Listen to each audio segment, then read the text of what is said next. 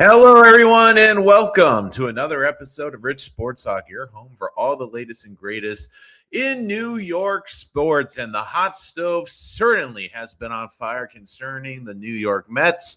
The New York Mets had, well, maybe one of the craziest 12-hour periods we've ever seen in free agency, going to an absurd length to try to bring Kyle Tucker, only for Tucker to go to the Dodgers for $240 million for 4 years.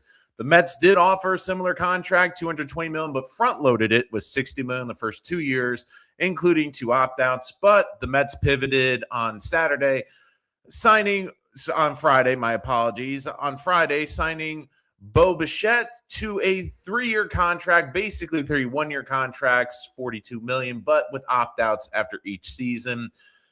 There is a lot to talk about. We can talk about Kyle Tucker. We can talk about the impact the Dodgers have had on the game of baseball, how I see this is going to impact baseball. And again, we'll get your thoughts in here, comments, super chat to jump to the front of the line. We'll start with the positive, and we'll start with Bo Bichette. And I thought this was a really good pivot for the Mets. And look, I think this was done because they really wanted Kyle Tucker. They went full in. And in a weird way, I almost feel like Bo Bichette is probably a little bit better of a fit than Kyle Tucker. Now, granted, I think Kyle Tucker is a really good outfielder. But for the amount of money that he is being paid, the fact that the Mets are below average defense in right field with Juan Soto already, and the fact that they already are a left-handed dominated lineup, I wanted to see them get a good righty bat in this lineup. And I think Bo Bichette fits in. Look, I know a lot of Met fans are not happy with what David Stearns has done this offseason, especially breaking up this core. And I know one of the questions is going to be asked to me tonight. What are your thoughts on Pete Alonso? Why didn't they do this for Pete Alonso? And it's a fair point. Personally, I would have rather had Pete Alonso for a similar contract, 40-something million for 3 years. But it also is clear, too, that the Mets are looking at a different type of hitter and that the Mets were not comfortable with Pete. And you saw it the year before. They didn't give him a long-term contract. They basically gave him a 1-year contract with an opt-out. And the Mets, this is their formula. They'll go the extra miles for players like Juan Soto, but for really good players, they'll play high AAVs, but with short-term contracts. And the thing I look at, too, is this is a player who was a shortstop, played second base, will make the move to third. I think is a solid enough fielder. This has been a player that's been a 2-time All-Star. And there's certain things I've noticed about the players they've brought in. Bo Bichette, Simeon. And the things I've noticed about them are this. They've brought in guys who have performed in the postseason. They've brought in guys that have had plenty of postseason experience. And that's one thing I think the previous core didn't really have. And they brought in guys who are higher bat on ball, higher batting averages, and putting the ball more in play. And look, the Mets are going to miss the 40 home run, 100 RBI production of Pete Alonso. That's hard to replace. But what the Mets lacked last year was true scoring. And what I mean by scoring is scoring in opportune moments. This was a team that it felt left armies on the base paths, couldn't get the run in, struck out way too many times. And they've gotten guys who are better at average, good athletes. And I look at Bichette. Bichette, again, he's not going to give you a lot of power. His best season was 2021, where he cracked 29 home runs. He's a guy that on a good year probably hits high teens, maybe gets a low 20 home runs. But this is a guy that's hit over 90 RBIs 3 times in his career. This is someone that can steal a couple bases. This is someone that is going to hit for a high average, hit 311 last year. I mean, this is a career 294 hitter, an on-base percentage of 337. This, to me, is someone that when I look at it, this is a really nice fit, and it opens up this team to do a lot of different things. And the reason I like what they did, too, is one of the talking points is Brett Beatty, who really came on down the stretch last year. And it's easy, and it's interesting because Steve Gelbs mentioned it today on Connor Hughes' podcast for covering the Mets on SNY, that when the Mets were pursuing Correa, it was floated to Beatty, would he be comfortable with the outfield? And I think Beatty's a better athlete than we give him credit for. And he said he was really open to it. He showed he could play second, he could play third, he could move around the field. And right now, I think the Mets, you look at this lineup, Polanco's going to DH more, maybe play a couple games at first. right now, Vientos could play first, but I also feel this Met team is looking at this lineup and looking at the young kids coming up. And I think that this is going to be the lineup that goes into next season with a couple of changes. I think the change now will be the rotation for the remainder of the offseason, but I could see them getting a stopgap like a Harrison Bader for center field. And here's why. I know people saying, why Harrison Bader? The Mets right now have a lot of interesting kids coming up. We can talk about the kids that are on this team. Ronnie Mauricio, Brett Beatty are guys that I could see getting time in this outfield. We know they can play multiple position, but I think the Mets want to see what they have with them, especially. Vientos, again, I think will be this team's first baseman. But the other thing, too, is now the Mets have some options if they want to trade for a piece in the rotation. Now, all of a sudden, you could move a Mauricio. You could move, Vientos if you really want to. And don't forget, the Mets system has vastly improved, and we've already heard about talks of Carson Benj being on the open-day roster. I think he can play center field. I think this team would prefer he plays in left field. But then you also have interesting prospects like Luis Angel Acuna, who, again, is playing really well in December ball. But he is a guy that played center field coming up. He isn't a great athlete. Maybe they try him in center field at some capacity.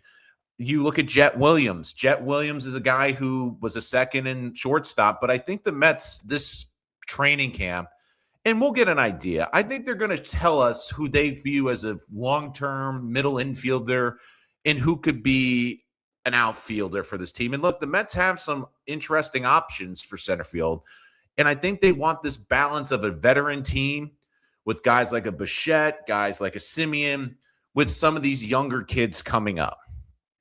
I think Carson Benj is going to play a big role for this team at some point this year. It's clear the Mets love him. I think he's going to probably become this team's everyday left fielder, and I think long-term that's better. But again, he's a lefty bat. If you brought in Tucker, kind of blocks him. Jet Williams can play the outfield. Incredible athlete. I'm curious where they're going to play him. I think you're going to get an idea, too. If Jet Williams is playing second base, I think they view him as the long-term second baseman. The thing with Williams, too, is I would give him as many reps in center field. I'd try him, Luis Angel Acuna in center field. And don't forget long-term, a guy that I do think the Mets are keeping an eye on, especially for the center field position. And I don't think he'll be ready this year. So maybe this year's more of kind of like last year, a bit of a stopgap. Maybe you play Jet Williams out there. Maybe you play a guy like Luis Angel Acuna out there. But A.J. Ewing, I mean, this is a guy who has elite speed. I mean, this is a guy that really projects well to the center field position. And this is a guy, like, you look, last year was absurd in the minor leagues. Absurd. 2025 had 70 stolen bases. I'm not kidding. 70. OPS of 830, hit 315. I don't think he'll be ready this year, but to me, I think he's someone the Mets can look long-term as a center fielder. And look, Carson Benj could play center field if needed. I think he'd be an average defender, but we know the term run prevention. So I don't think the Mets are necessarily done with center field, but I think the way Bichette is with the way this lineup is, I think Bichette is going to be at third base. Maybe he plays a couple games in the outfield. But I think for now, especially with the lineup, maybe the Mets will add another depth piece on the bench. But for right now, I think they have plugged enough holes on this team with veteran players that they are then going to really project to some of these younger players and turnover. And again, comments, super chat below. Tim, good to see you, Tim. How are you doing tonight? Again, your thoughts on Bo Bichette, his fit. And again, I like the righty bat in this lineup because, again, the Mets have Soto, who's a lefty, Lindor, switch, but primarily lefty. Benj, if he comes up, is a lefty. I mean, I like the fit of the right bat. And again, these are hitters last year. How many times were we just saying the Mets just need a base hit? Mets just need a single. Mets just need to put the ball in play. And how many times could they not do that? So I think this is a really good fit. And now let's get to the big one, Kyle Tucker. There are so many things to break out down with this. I'll start with Steve Cohen. Steve Cohen was trying to spend money. I know some people are going to say, he should have been more money. According to reports, the agents did not come back to him. And look, they were going to give him an absurd offer. They were going to give him a contract that averaged more a year than what they gave Juan Soto. My thing for Steve Cohen is this, and I love Steve. I think Steve has done an incredible job as the Mets owner. And it's not just the money he's put into the, quote, team. It's the money he's put into the stadium. It's the money he's put into the pitching lab, into the minor league system. I think that doesn't get talked about. But I will say this, Steve, don't go on social media unless you have something. Like, if you sign Bo Bichette, you can tweet about that. Don't tweet the smoke, because you just know it's going to blow up. And look, maybe he was confident. Maybe the agents told him, Tucker's coming, and he got excited. But for future reference, wait until you have the bird in the hand and not think you have two Kyle Tuckers in the bush, because unfortunately it didn't turn out the right way for him. But that being said, I still like Steve on social media. I don't mind him tweeting. I don't mind him reaching out to fans on social media. The one thing I would say, too, is also, like, if a player leaves, maybe do a nice tweet, like thanking players for their contributions. But that's just my 2 cents on Steve. Let's get to the big one, which is Kyle Tucker. Kyle Tucker, like, I can't fault him. I can't fault players that go to the Dodgers, because you're getting paid astronomical money. You're going to a team that will be in the postseason, a team that's going to be the favorite to win a World Series. And Kyle Tucker can go there, have a great season, get a ring potentially, and then opt out. Still a young enough player where he can get another big contract. And look, the Dodgers, to me, I had a lot of thoughts on this. And one of the reasons I waited to do this video today and not the night of is, in the moment, we have a raw reaction. I think that's good to see. But I do think you need to have some perspective and some time to think and break down the situation and let more information come out. Because in the moment, I'm like, how could the Mets not get close? And when I saw the offer, well, they actually had more. They had $60 million for the first 2 years, $120 million for the first 2 years of this Kyle Tucker contract. Look, Kyle Tucker is a very good player. He is not worth that type of money. And when I look at that whole situation, I had a thought when that happened last night, and it wasn't a good one. And I had this thought that we are not getting baseball in 2027. Because when you look at how much talent is on that team, it is incredible. But the way they've been able to get away with the money has also really irked me. Because I understand that there's no salary cap in baseball. I get it. And I understand there's going to be people that say, well, Steve Cohen should just spend.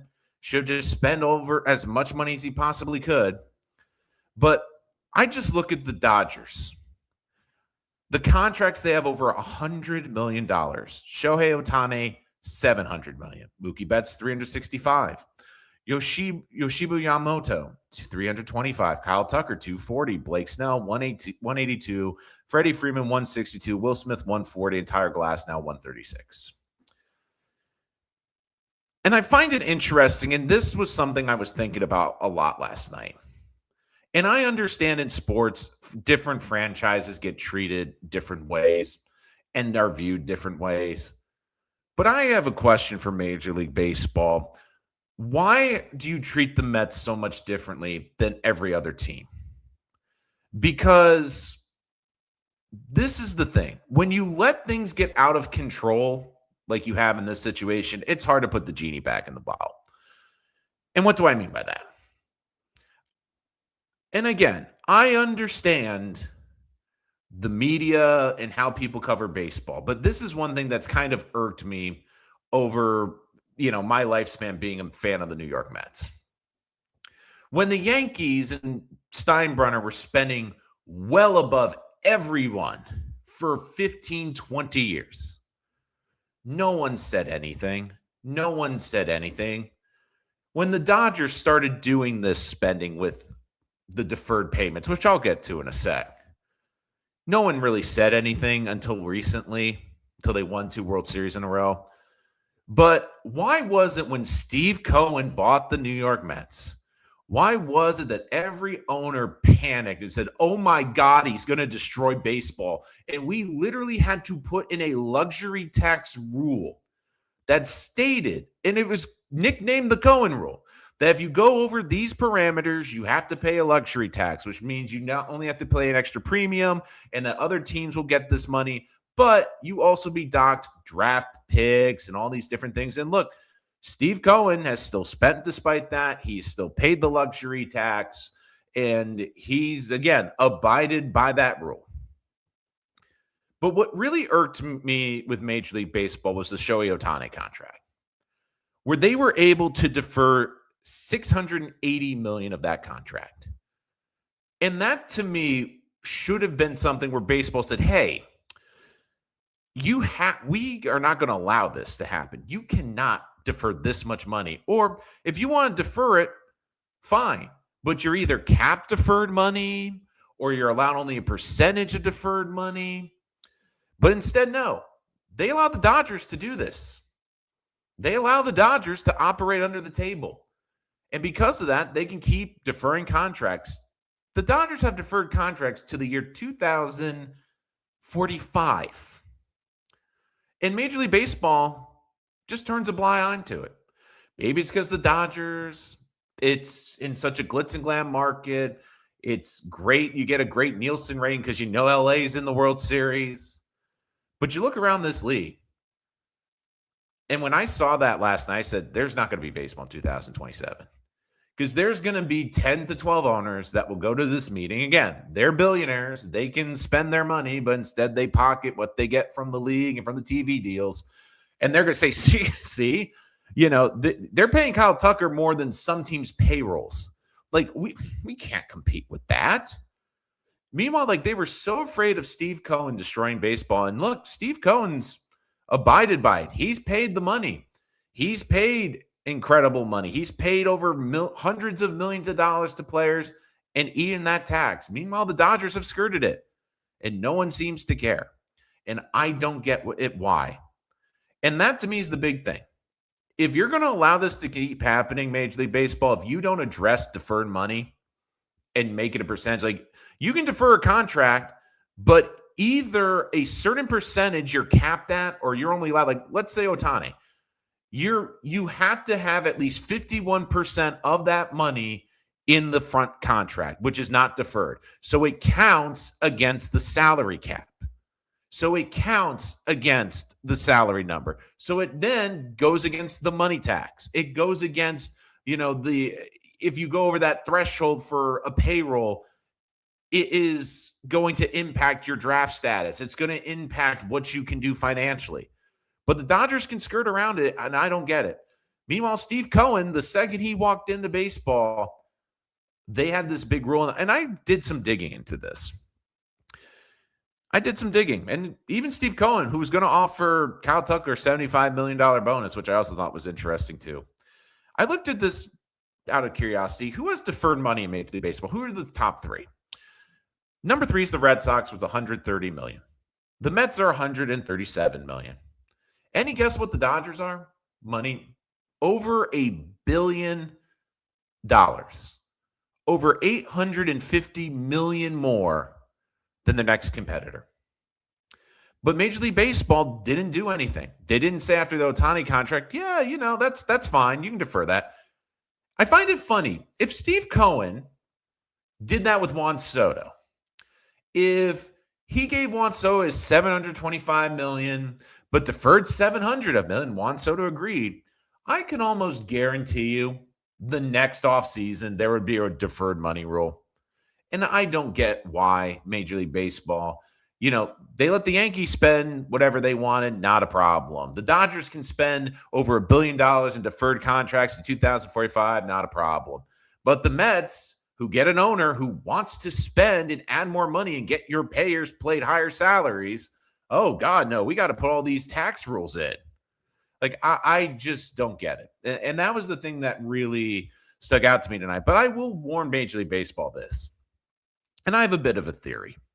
And I might be wrong about Steve Cohen, but this is what I was thinking. I keep thinking, Why is Steve Cohen not doing what the Dodgers are doing, deferring? And yeah, he'll defer some money. He'll defer a portion of it, but he's not deferring $680 million out of $700 million. And I was thinking, because again, Steve Cohen is trying to fit into this owners groups with 29 other owners. And I think the big reason he hasn't done it is because he knows this negotiation's coming up. And he can point to the deferred money the Dodgers have been, hiding away like a squirrel hides nuts for the winter, and said, hey, I pay up front. I eat the luxury tax. I eat the draft picks. Bo Bichette cost me a draft pick, but I paid him up front. Yeah, I paid him a ton of money, but I paid him up front. I'm not deferring over $30 million like Kyle Tucker is. And I understand the players have that choice, but I think there has to be a cap, or if they're going to defer the money, fine, but it still has to count as some cap hit or some punishment toward teams' payroll. Because I'll also say this, Major League Baseball.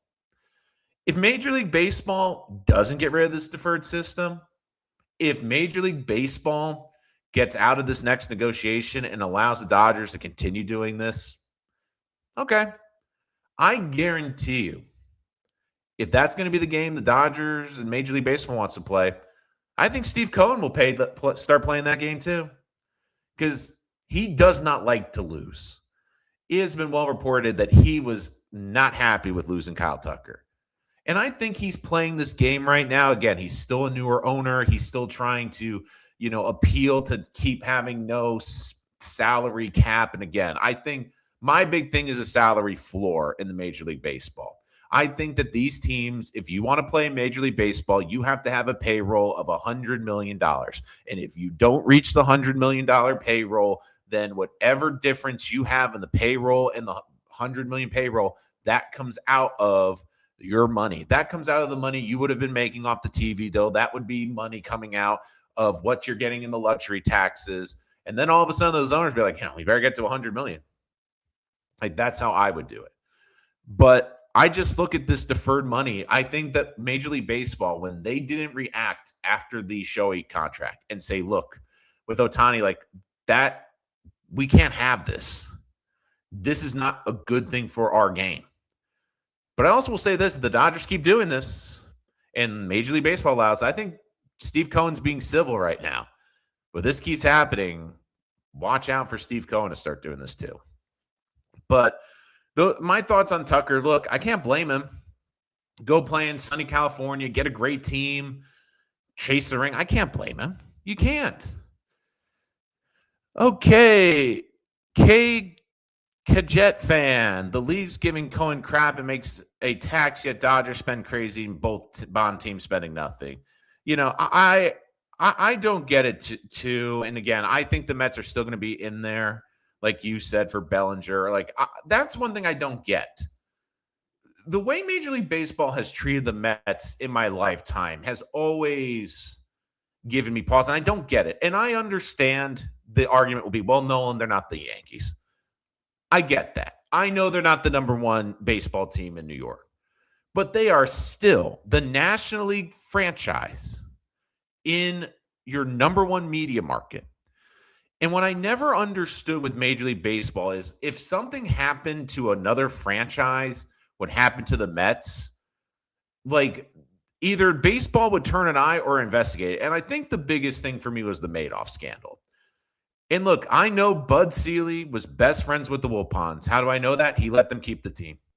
Because how many teams, if there was any other Major League Baseball owner, if the owner of the Twins or the owner of the Tigers or the owner of the Marlins was made in the Madoff scandal, you don't think Major League Baseball would go in there and say, hey, do you have enough money to operate the team? Hey, do you have enough money to keep operating your payroll? Because if you can't, well, you should probably sell the team so you can, A, get money to pay off your probable debts, B, give us an option to give it to a person that can spend the money for this franchise, and C, basically make sure that this team operates like a normal team.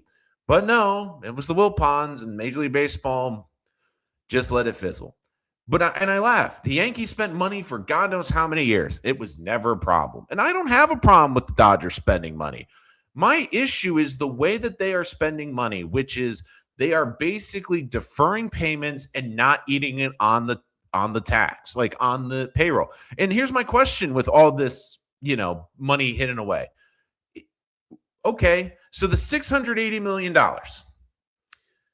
are they going to put that when Shohei starts collecting that money? Does that money go on the payroll number? Does that number that he's getting paid after he's played for the Dodgers or the deferred payments, is that going to count against it? Like, have you figured that? Like, is that all of a sudden going to balloon the payroll, but the Dodgers at that point won't care?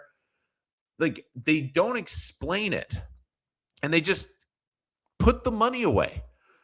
And it's just so frustrating because, and I get it, I'm in a different situation because, like, at least with Cohen, I can see Cohen's trying to spend. And with Bo Bichette, he was able to close the deal.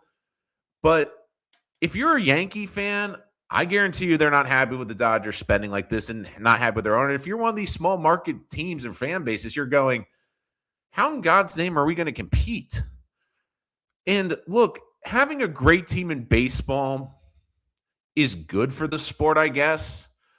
But here's the thing about Major League Baseball. You love the parity, and this is a marathon of a season. You're asking fans to buy tickets to 81 games for season tickets.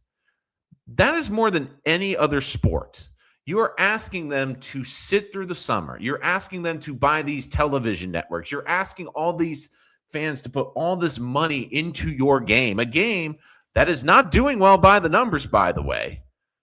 And basically, if you're a young fan that's not a Dodger fan right now, like, are you going to be really watching baseball this summer? Like, if you're watching right now around this league and you see the Dodgers, you're basically like, they're going to roll their way into the playoffs. And look, stranger things happen. We've seen it with short series. We've seen great teams get knocked off. But you look at that lineup, you look at that rotation, you look at that bullpen. I mean, what were the two weaknesses for the Dodgers? It was closer, and you could say left field was average, and they upgraded both those positions. And look, I don't think the Mets are done, my holy king. I think pitching will be addressed. I have a feeling it'll be through the trade market. I think they've patched a lot of holes. My thought is they're going to trade some of these prospects for pitching. I think that they're still, they've been looking on the market. I think that will be the next move. But I think that in terms of the lineup, most of it is done at this point. But it'll definitely be interesting to see. And I do think they will add pitching. I really do. And again, Super Chat jumped to the front of the line. But look, I like the Bichette pivot. Like, that to me, the Bo Bichette signing was an encouraging one to me because they acted very quickly. And that was not one on my radar. And that to me, I was like, you know what? That actually is a solid move. Gives them a righty bat. Gives them, a guy that hasn't played third base, but decent enough fielder. I think he'll fit better at the third base position. He played second in the postseason. Gives them a righty bat. Gives them a guy that hits for a high average. And look, they got a lot of guys that don't get a lot of swings and misses. Like, that's the thing about the guys that they are putting in this lineup is you got a lot of guys that, they're not going to bash 30 home runs, but you have guys that aren't going to strike out a ton. They're going to put the ball in play and hit for a higher average. And like, you look like Jeff McNeil, for example. Jeff McNeil is like a 250 hitter. Like, Polanco's 265 average, 78 home RBIs, 125 hits. Simeon, again, the average is going down, but again, older player, but he's an elite defender. And I look at Polanco. Last year, only 82 strikeouts in 524 plate appearances. That's a good number. These guys have good OBPs. It's going to be a different Met team. This is going to be a Met team that I feel is going to be built more for small ball, going to go station to station more, hit for a higher average. And look, there's going to be some games they might get outslugged, but I do think that they're going to be a more consistent lineup. And that was one of the big problems with this lineup last year was this lineup got so hot and cold. Like, the hitters they've got at least feel like they are consistent hitters and not super streaky. Like, the thing with, like, Brandon Nimmo, for example, he would get streaky. Like, there would be a month where you couldn't get him out, but then for 2 months he couldn't buy a hit. Again, I love how we're always talking about firing. Well, it might be Mendy or it might be one of the managers. So again, the Mets also made a lot of staff changes, redoing the pitching coach, hitting coach. They did make a lot of changes this offseason. And look, they broke up a core that, and this is my thoughts with a lot of these moves. If you are someone that's been arguing for years that this is a team that needed to break up the core, and now you're upset that they broke up the core, I mean, you got what you wish for. And look, the guys they've brought in have a lot of experience, a lot of postseason experience. And I do think you hope that rubs off on some of the young kids. And look, they're trying to get some of these young players in the game. Like they're trying to move up like a Carson Bench or a Jet Williams. Like they're trying to use these young players to get up there and compete. And look, there's going to be some games where I think like we're not going to like this lineup, but overall, I get why people are frustrated. And I know one thing I hear is, well, if we gave 40-something million for Bichette, why didn't we give it to Alonso? And again, I personally would have given like 40 for like 120, which would have been 40 for 3 years. Like I would have gone a higher AV, but maybe Alonso said, look, I got to get 5 years. Again, 30-something-year-old player. And look, the Mets are looking for pitching. They're looking for guys that it seems to me have better plate control, better discipline at the plate, guys that get, put the ball in play a little bit more and don't strike out as much. And look, for as talented as Pete is, Pete also strikes out a lot. Pete is a solid defender. And at the end of the day, it's hard with sports because we as fans look at things a lot differently. For fans, we selfishly want Pete Alonso to retire a Met. We want him to keep adding to the home run record. We want him to have his number retired, and I get that. But the thing is, when you have execs, and one of the things an executive has to do is take being a fan out of it. And look, if you want to say one thing about David Stearns, who was a Met fan growing up, at least he puts being a Mets fan on the side when he makes decisions.